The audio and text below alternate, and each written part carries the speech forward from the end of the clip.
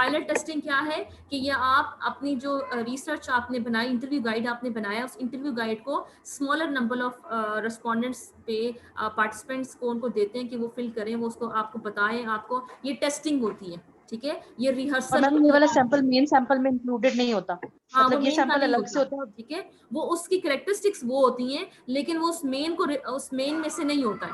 ठीक है। ये क्या करता है, आपको approach a small number of test participants, ठीक है, लेकिन वो पार्टिसिपेंट्स क्या होते हैं, वो आपके उसी में से नहीं होते हैं, उनकी करेक्टरिस्टिक्स सेम होती हैं, who share the same characteristics as the actual interviewees but who live outside the study community, जो आपके सैंपल में नहीं होते उसके अलावा, लेकिन आप अगर उसको रिप्रेजेंट कर रही हैं, उनकी करेक्टरिस्टिक्स वो हैं, तो आप उनको यूज करते हैं। पायलट टेस्टिंग का क्या फायदा है, आप उनको इंटरव्यू गाइड देते हैं कि ये हमें फिल करवाते हैं आप उनसे, ठीक है, ताकि अगर कोई इश्यूज इसमें आते हैं तो आप उसको मेन, जब आप फील्ड में जाएंगे इंटरव्यू का जब डेटा कलेक्ट करेंगे, तो उससे पहले पहले इन मसाइल को आप हल कर लें। क्या होती है, आप किन इश्यूज को सॉल्व करते हैं,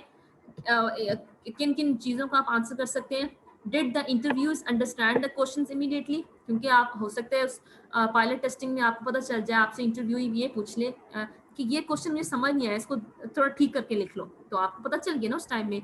कुछ क्वेश्चंस को आपको रिफ्रेश करने की जरूरत पड़ती है, आप इंटरव्यू से ये पूछते हैं, ये पता चलता है कि क्या क्वेश्चंस आपके लॉजिकल ऑर्डर में थे, ठीक है, या